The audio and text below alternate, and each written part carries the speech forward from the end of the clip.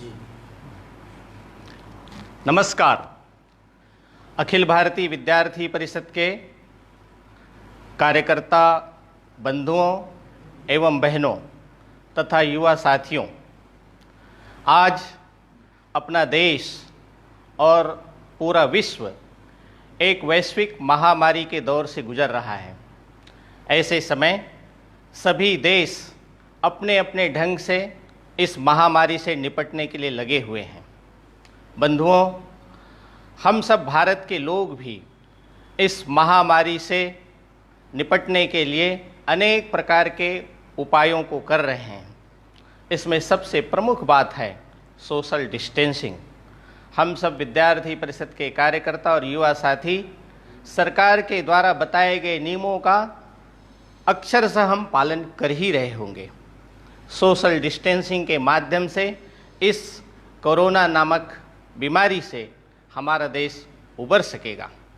बंधुओं, आज जिस विषय की चर्चा होनी है, जिस विषय के बारे में आप सब लोगों के सम्मुख कुछ बातें रखनी हैं, उसके संबंध में आपसे कुछ बातचीत करूंगा।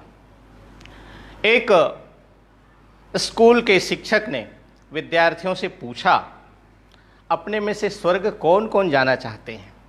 तो सारे विद्यार्थियों ने अपने हाथ खड़े किए।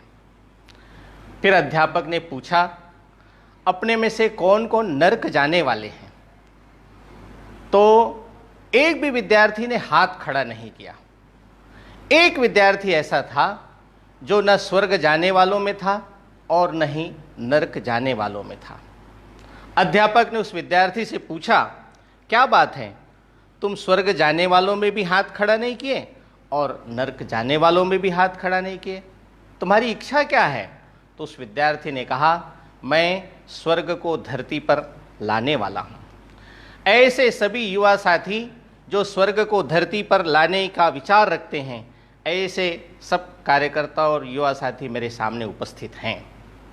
बंधुओं, अपने देश के सुप्रसिद्ध साहित्यकार, अपने राजनेता, क्रांतिकारी, ऐसे महर्षि अरविंद कहा करते थे, कोई भी राष्ट्र को यदि आगे बढ़ना है तो तीन बातें बताते थे: अतीत का गौरव, वर्तमान की पीड़ा और भविष्य के सपने।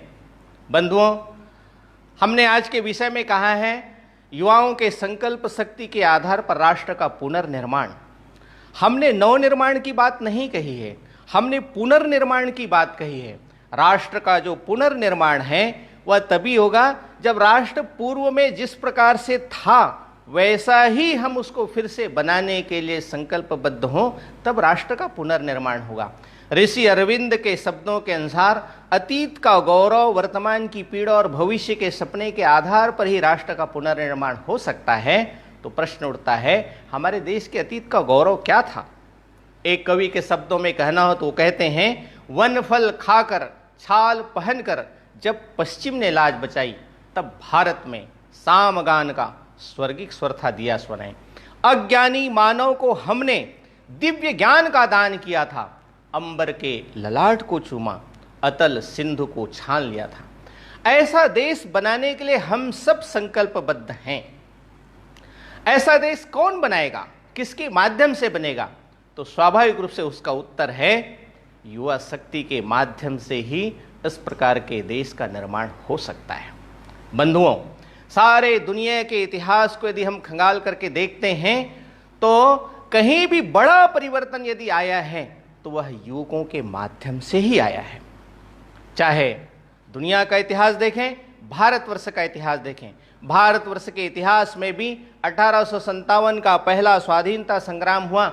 उसमें लड़ने वाले जिन्होंने लाखों लोगों ने सब प्रकार से लड़ाई में भाग लिया, बलिदान भी दिए, ऐसे सब लोग युवा ही थे, तरुण ही थे। 1947 के पहले स्वाधीनता आंदोलन में जिन लोगों ने भाग लिया वे सब अधिकांश युवा ही थे।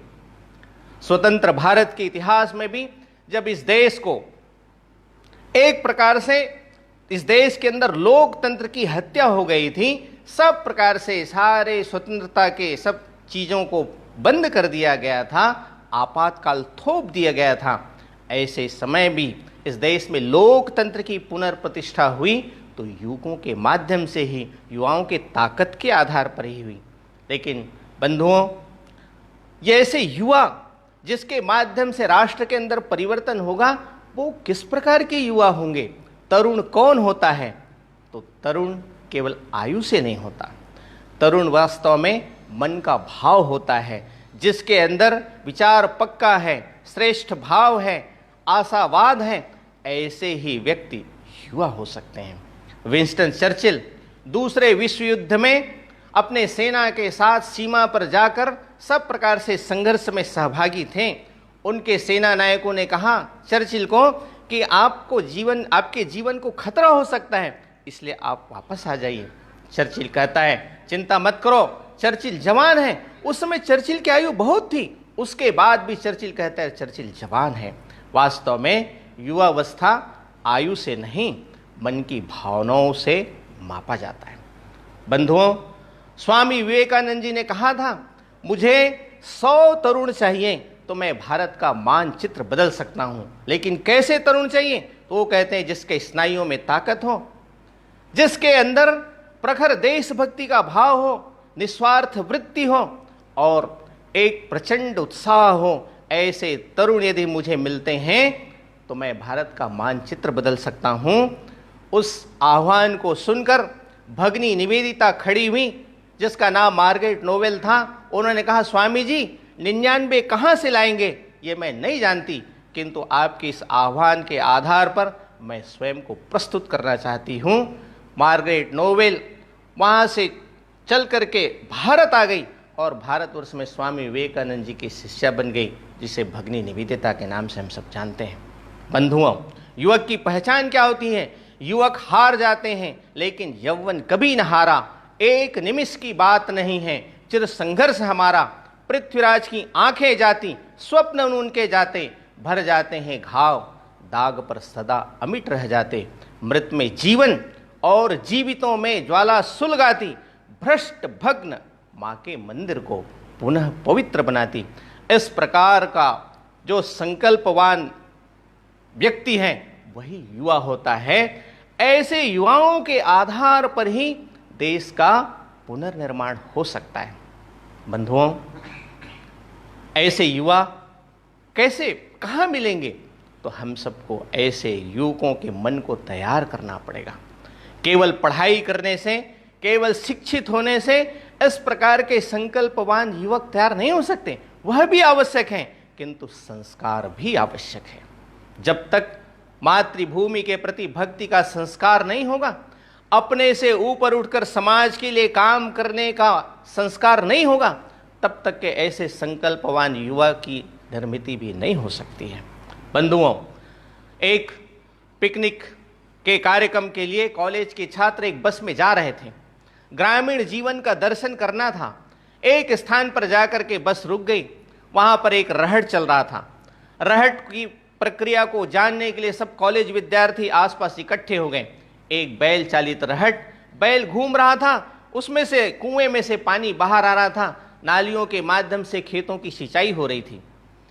वहां जो शिक्षक थे, वो शिक्षक उस रहट की कार्य प्रणाली को समझा रहे थे। इतने में दूर में काम करने वाला किसान वह आ जाता है। किसान को अध्यापक कहते हैं, किसान भाई जरा हमारे विद्यार्थियों की रहट की ये कार्य प्रणाली समझाइए, ये रहट कैसे चलता है। किसान बताना शुरू किया, ये बैल है, ये चलता रहता है, बैल चलता रहता है तो एक जो चक्र है वो घूमता रहता है, उसमें एक बकेट लगा हुआ है, उसमें पानी भरता है, वो पानी बाहर आता है, नालियों में जाता है, खेतों की सिंचाई होती है। छात्रों ने प्रश्न किया, किसान भाई लेकिन आपको कैसे पता चलता है कि रहट चल रहा है, क्योंकि आप तो दूर में काम कर रहे हैं। किसान ने उत्तर दिया, मुझे ये जो बैल के गले में बंधी हुई घंटी है वो सुनाई पड़ता रहता है। जब बैल घूमता रहता है तो घंटी की आवाज़ मुझे सुनाई पड़ती रहती है, उसके आधार पर मैं जान सकता हूँ कि रहट चल रहा है। एक छात्र ने प्रति प्रश्न किया, किसान भाई यह भी तो हो सकता है कि बैल खड़ा रहे और केवल गर्दन हिलाता रहे तो घंटी तो बजती रहेगी किंतु रहट तो नहीं चलेगी। किसान का उत्तर था, मेरा जो बैल है वो आपके विश्वविद्यालय में अथवा कॉलेज में पढ़ा हुआ नहीं है, इसलिए ऐसी चालाकी अथवा ऐसी चतुराई कभी नहीं करेगा। वास्तव में विद्यार्थी कॉलेज में पढ़ता है तो उसके आधार पर शिक्षित तो होता है, किंतु चालाकी और चतुराई रही तो ऐसे युवकों के माध्यम से राष्ट्र का निर्माण संभव नहीं है। बंधुओं, राष्ट्र का निर्माण करना है तो संकल्पवान युवक चाहिए।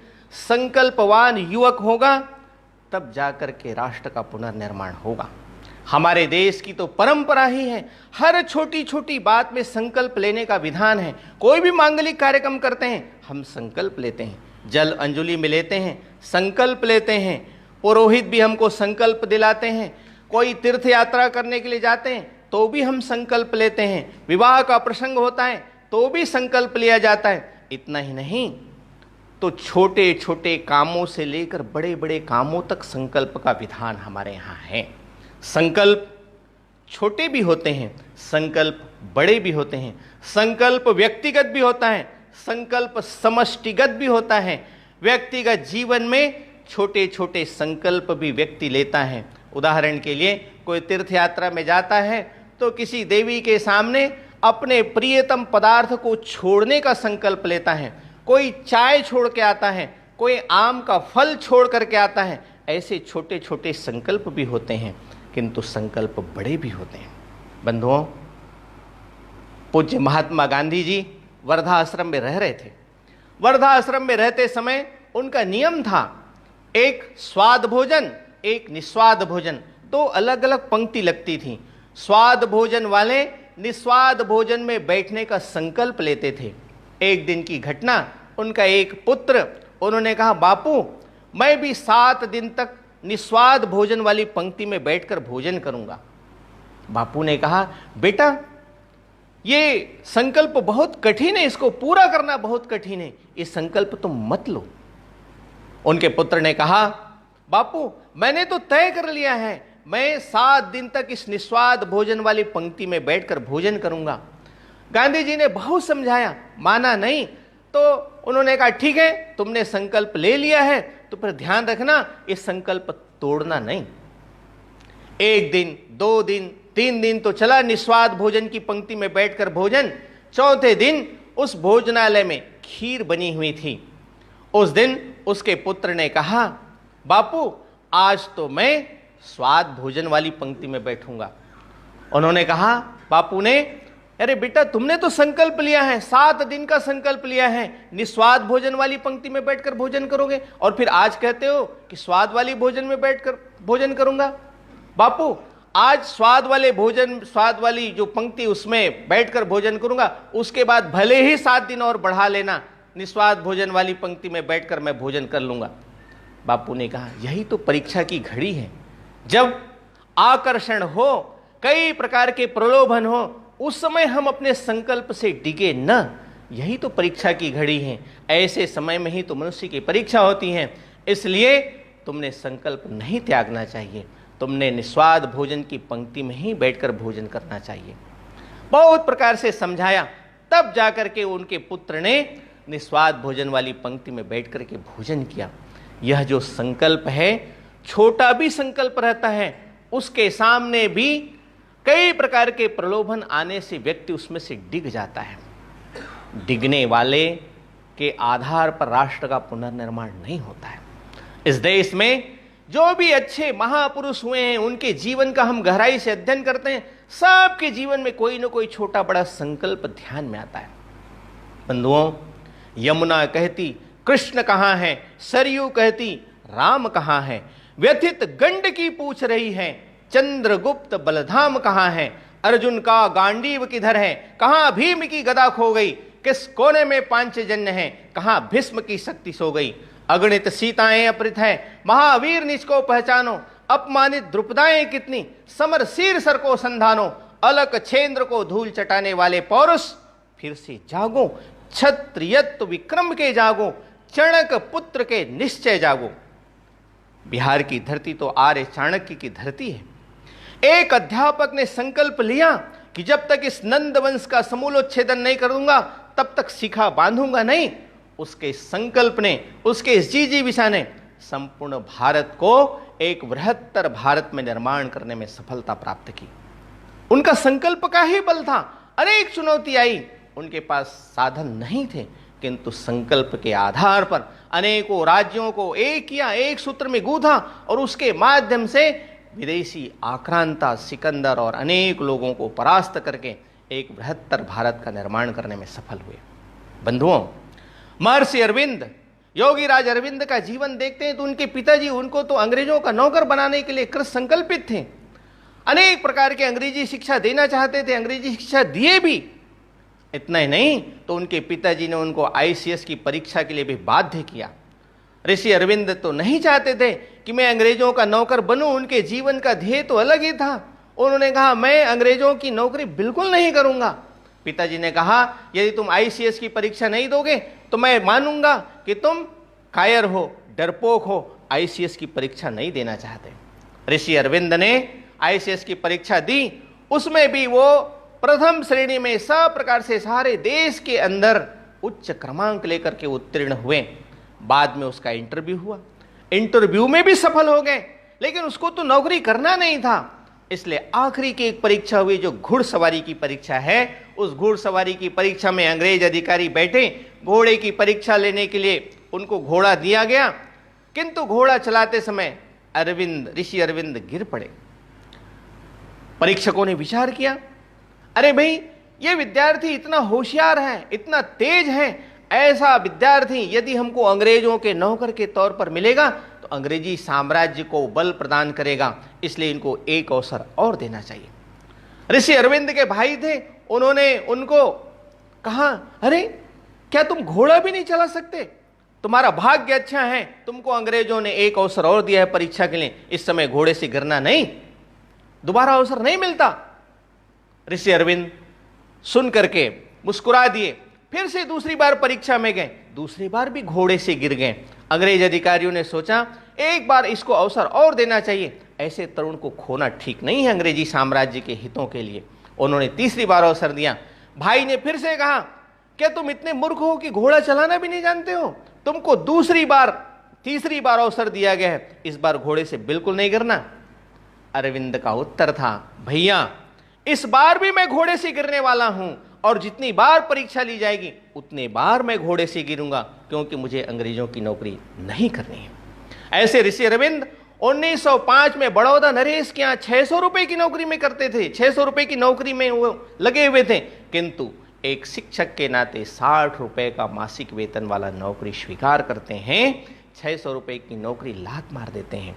क्यों? क्योंकि उनको अंग्रेजों की नौकरी नहीं करनी थी, अंग्रेजों की चाकरी नहीं करनी थी, इसलिए आईसीएस की नौकरी छोड़ी, बाद में बड़ौदा नरेश की नौकरी भी छोड़ दिया एक शिक्षक के नाते, ताकि उसमें से क्रांतिकारी पैदा हो सके, उसमें से देशभक्त पैदा हो सके। ऐसे संकल्प के आधार पर ऋषि अरविंद आगे बढ़े। बंधुओं, सरदार वल्लभ भाई पटेल गोधरा में वकालत करते थे, उनकी पत्नी बीमार हो गई, उनको मुंबई ले जाकर के चिकित्सालय में भर्ती कराया गया। कई दिनों तक वह ठीक नहीं हो पा रही थी। इसी बीच वहां गोधरा में फिर से एक केस के लिए सरदार पटेल को आना पड़ा, थोड़ा रुकना पड़ा, 3-4 दिन का समय उनको उसमें लगाना पड़ा। इसी समय जब एक पेशी में कोर्ट के सामने खड़े हुए थे सरदार वल्लभ भाई पटेल, एक तार आता है, तार पढ़ते हैं, तार जेब में रख लेते हैं, पूरा उसकी पैरवी करते हैं, उस केस की पैरवी करते तक किसी भी प्रकार से कुछ नहीं बताते किसी को भी। जब पैरवी पूरी हो जाती है, लोग पूछते हैं वो तार किसका था, किसके द्वारा आया हुआ था? सरदार वल्लभ भाई पटेल कहते हैं वो तार मेरा ही था, मुंबई से आया हुआ था, मेरी पत्नी का शरीर शांत हो गया। सरदार वल्लभ भाई पटेल उस समय जब पेशी चल रही थी, पैरवी चल रही थी, उस समय वे विचलित नहीं हुए।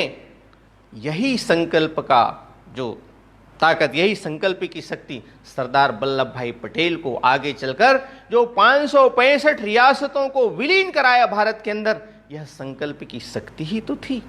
अनेक प्रकार की चुनौतियों के बावजूद सरदार वल्लभ भाई पटेल 565 रियासतों को भारत में विलीन कराने में सफल हो सके। बंधुओं, 13 अप्रैल 1919 को जलियांवाला बाग में हत्याकांड हुआ। जनरल डायर ने गोलियों से भून दिया। एक 20 वर्ष का युवक सरदार उधम सिंह उसका प्रत्यक्षदर्शी था। उसने उसी समय संकल्प लिया कि मैं इस जनरल डायर को इस अपमान का बदला जरूर लूंगा। इस प्रकार निर्दोष देशभक्तों की हत्या करने वाले उसके अपमान का बदला मैं इनकी सब प्रकार से समाप्त करके ही लूंगा।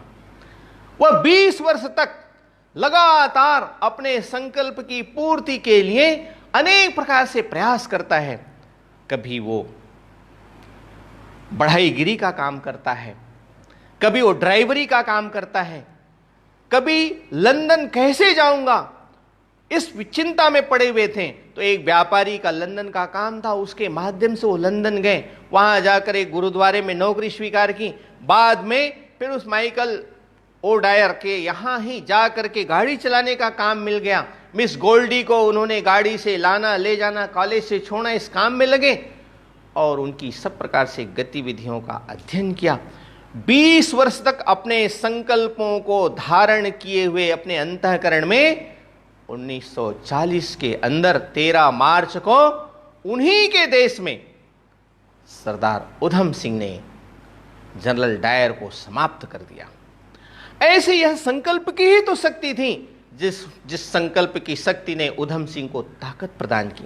बंधुओं, अपने देश में बहुत सारे उदाहरण ऐसे हैं जिसमें संकल्प के आधार पर ही सामान्य व्यक्ति असामान्य कई प्रकार से काम किए। छत्तीसगढ़ के अंदर सदाशिव गोविंद कात्रे का जीवन हम सबको ध्यान में आता है। सदाशिव गोविंद कात्रे झांसी में रेलवे में काम करते थे। युवा अवस्था में ही उनको कुष्ठ रोग हो गया। घर के लोगों ने हर प्रकार से अपमान और तिरस्कार उनसे करना शुरू किया।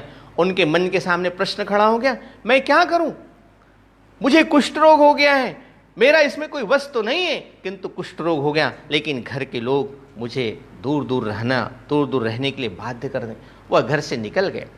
अपने कुष्ठ रोग को ठीक करने के लिए कई प्रकार से दवाएं भी की, चिकित्सालयों में भी गए, किंतु उनके मन के अंदर एक विचार उठा कि मैं एक अच्छा सरकारी नौकर, रेलवे में काम करने वाला, उसको कुष्ठ रोग होता है, उसके कारण अपमान और तिरस्कार झेलना पड़ता है। तो ऐसे बाकी लोगों को किसी प्रकार का अपमान और तिरस्कार न झेलना पड़े, इसलिए उन्होंने कुष्ठ रोग के लिए निदान के लिए एक संस्था का गठन किया, भारतीय कुष्ठ निवारक संघ। सारे देश के अंदर कई सारे कुष्ठ आश्रम होंगे, किंतु किसी कुष्ठ रोगी के द्वारा निर्माण किया हुआ कुष्ठ के निदान के लिए चलने वाला केंद्र एकमात्र है भारतीय कुष्ठ निवारक संघ। उन्होंने अनेक प्रकार के अपमान सहे, लोगों ने उसको दुत्कारा, बस में चढ़ने नहीं दिया, ट्रेनों में यात्रा करते समय भी उसको तिरस्कृत किया, किंतु ये सब तिरस्कार अपमान सब सहते हुए भी एक एक मुट्ठी चावल इकट्ठा करके उन्होंने इतना बड़ा भारतीय कुष्ठ निवारक संघ बनाया। यह संकल्प का ही बल था।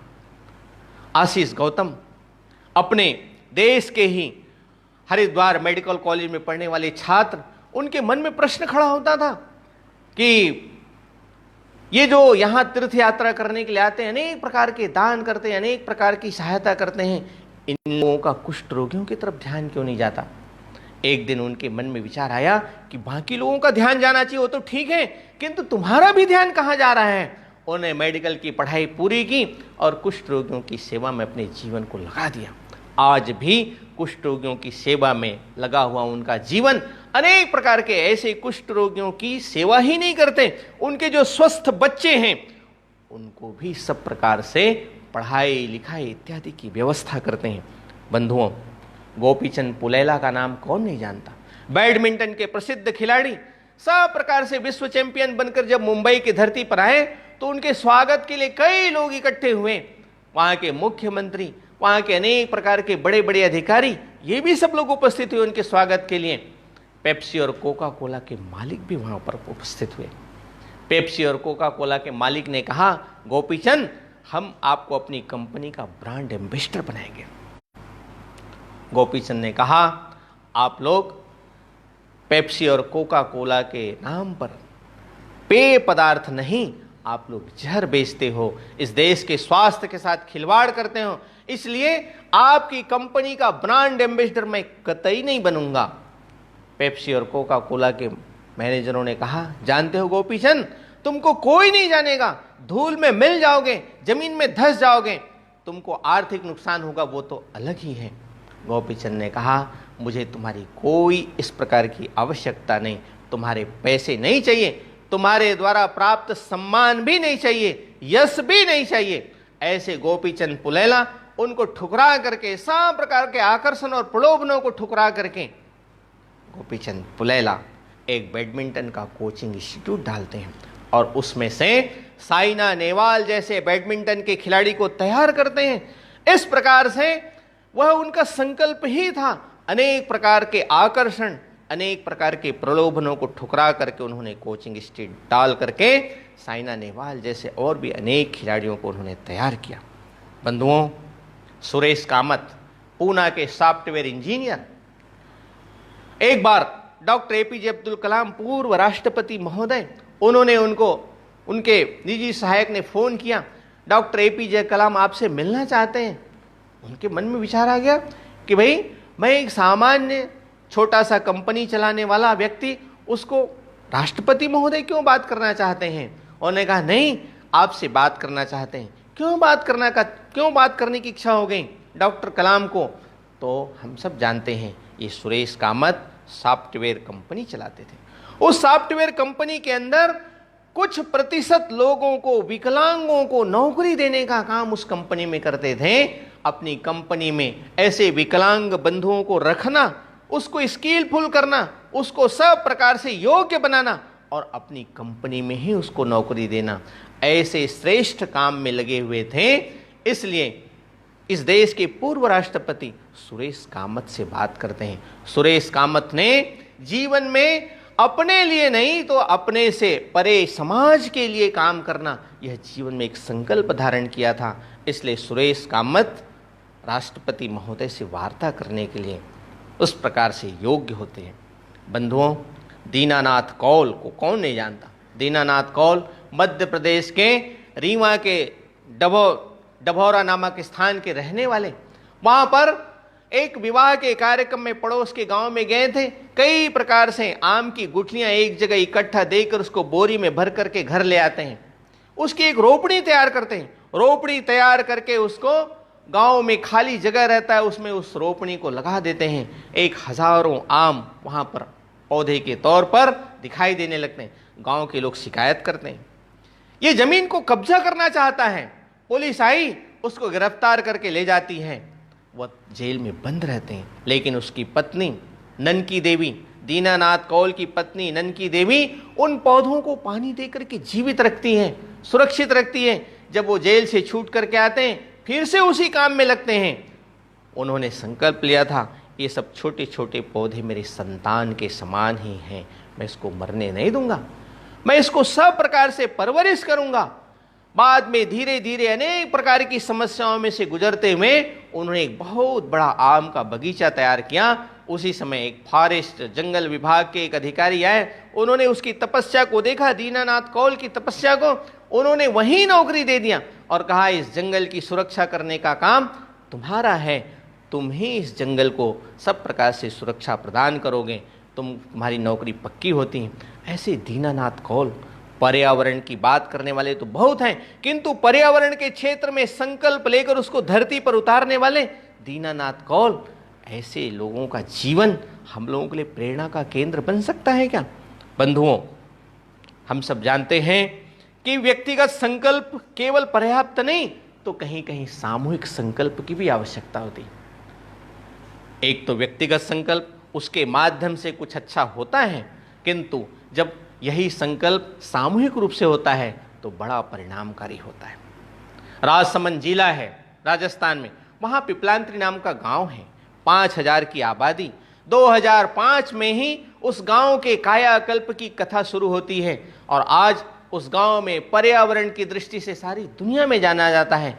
3 लाख पौधे ही नहीं तो एक पेड़ बनकर उस गांव को पूरी तरह से हरा भरा कर दिए। कैसे हुआ? वहां के गांव के लोगों ने विचार किया, सामूहिक संकल्प, सबका संकल्प। उन सब ने विचार किया कि किसी भी बेटी का जन्म होगा तो हर एक परिवार 111 पौधे लगाएगा बेटी के नाम से। हर एक को बेटी बचाओ बेटी पढ़ाओ कहना तो आसान है, किंतु बेटी के नाम पर 111 पौधे लगाना हर एक के मन की बात थी। किसी के घर में बेटी का जन्म होता था, 111 पौधे लगाते थे। दूसरा, गांव के लोगों ने तय किया किसी का निधन होता है तो 11 पौधे लगाना।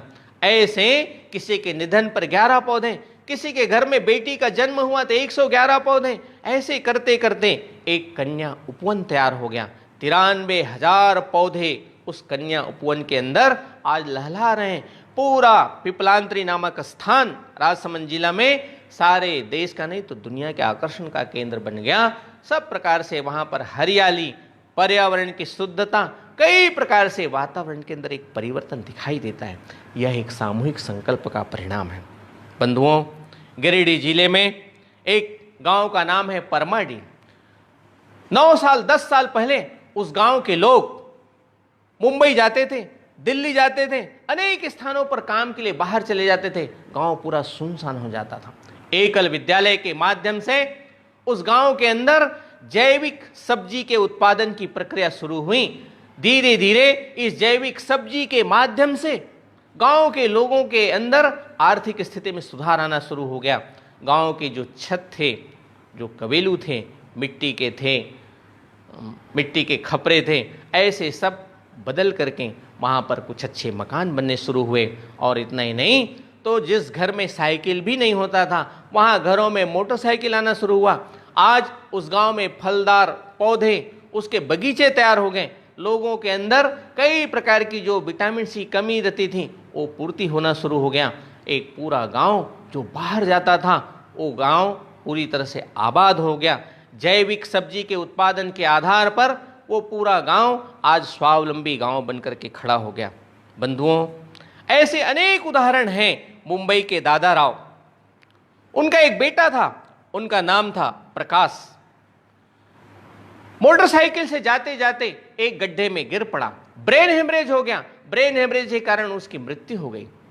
दादा राव ने उसी दिन संकल्प ले लिया कि मैं इन गड्ढों को भरने के काम करूंगा ताकि जिस प्रकार से मेरे बेटे की मृत्यु हुई है ऐसे अन्य किसी बेटे को मृत्यु का सामना न करना पड़े। 800 गड्ढे भरने वाला दादा राव, वह उसका संकल्प ही था जिन्होंने अनेक लोगों को मृत्यु के मुख में जाने से बचाया। मुंबई के ही विक्रम घाट में हेमंत नामक इंजीनियर, उनके मन में विचार आता था कि बच्चियां जो जाती स्कूल में पैदल जाती पहाड़ियों पर से, क्या इनके लिए साइकिल की व्यवस्था कर सकते हैं क्या? उन्होंने मोबाइल के माध्यम से लोगों को आह्वान किया, आप लोगों के पास यदि टूटे फूटे साइकिल हो तो टूटे फूटे साइकिल मेरे पास जमा करो। किंतु किसी ने टूटे फूटे साइकिल तो जमा नहीं किए, किंतु एक महिला ने 5,000 रुपए उसके आह्वान पर उसको दान कर दिया। उनका हौसला बढ़ा। हेमंत नामक इंजीनियर विक्रम घाट में ऐसे अनेक लड़कियों को, अनेक बालिकाओं को साइकिल देते हैं। 600 से अधिक साइकिलों का उन्होंने वितरण किया। वह भी उसके संकल्प का ही परिणाम था। आज देश का एक एक युवक एक एक दिशा में छोटा छोटा संकल्प करेगा, ऐसे मिलाकर के सबका सामूहिक संकल्प बनेगा, तब जाकर के देश का, राष्ट्र का पुनर्निर्माण होगा। बंधुओं, राष्ट्र के पुनर्निर्माण करने के लिए हर एक युवा के मन के अंदर राष्ट्रभक्ति का भाव, एक अपने स्वार्थों में से ऊपर उठकर समाज के सब प्रकार के स्वार्थों को अपना मान करके चलने का भाव जब तक के निर्माण नहीं होगा, जब तक संवेदना खड़ी नहीं होगी, तब तक के यह संकल्प स्थायी नहीं होगा। संकल्प स्थायी तब होगा जब उसके अंदर संवेदना खड़ी होगी। स्वामी विवेकानंद जी के गुरु थे घोष जी। एक दिन जब स्वामी विवेकानंद जी कक्षा ले रहे थे, कक्षा लेते समय उन्होंने कहा कि नरेंद्र, मैं अभी कलकत्ता शहर से आ रहा हूं, एक विधवा महिला विलाप कर रही है, क्या उसके लिए तुम्हारे पास कोई वेदांत में उपाय है? नरेंद्र कहते हैं कोई उत्तर नहीं है उनके पास में। और भी ऐसे 4 प्रश्न पूछते हैं। गिरीश चंद्र घोष के प्रश्नों के उत्तर न देते हुए नरेंद्र अपने आप को एक कमरे में बंद करके दहाड़ मार करके रोने लगते हैं। गिरीश चंद्र घोष कहते हैं, वहां बैठे हुए जो उनके विद्यार्थी थे, शिष्य थे, उनको कहते हैं, मैं नरेंद्र का सम्मान इसलिए नहीं करता कि वो बड़े विद्वान हैं, बड़े ज्ञानवान हैं, मैं नरेंद्र का सम्मान इसलिए करता हूं उसके अंदर संवेदना है। वेदना और संवेदना, वेदना तो हर एक होती है, किंतु संवेदनशील हृदय होकर के समाज के दुखों को दूर करने का प्रयास, इसका नाम संवेदना है। ऐसा जब हम सब युवकों के अंदर संवेदना का भाव होगा, समाज के दुख दर्द को अपना दुख दर्द मानने का भाव होगा, तब जाकर के हमारा संकल्प टिकाऊ होगा। बंधुओं, हम अपने को ही पहचाने, आत्मशक्ति का निश्चय ठाने, पड़ी हुई जूठी शिकार को सिंह नहीं जाते हैं खाने। एक हाथ में प्रलय, दूसरे में सृजन लिए चलते हैं। आंखों में वैभव के सपने, पग में तूफानों की गति हो। राष्ट्र भक्ति का ज्वार न रुकता, आए जिस जिसकी हिम्मत हो। इस राष्ट्र भक्ति के ज्वार को राष्ट्र शक्ति में परिवर्तित करने का समय हम सब लोगों के सामने है। सारा भारत तेजी से आगे बढ़ रहा है। सारी दुनिया के सामने भारत एक आदर्श राष्ट्र, श्रेष्ठ राष्ट्र के तौर पर खड़े हों, इसके लिए हम सब लोग लगे हुए हैं। बंधुओं, आज के इस महामारी में, वैश्विक महामारी के समय में हर एक युवक युवती अपने शरीर को स्वस्थ बनाएं, सूर्य नमस्कार करें, प्राणायाम करें, अपने शरीर की रोग प्रतिरोधक क्षमता बढ़ा करके ही इस सब प्रकार की बीमारी से हम आगे जा सकते हैं। और जब शरीर स्वस्थ होगा तभी हमारा संकल्प भी बलवती होगा, तभी हमारा संकल्प भी टिकाऊ होगा।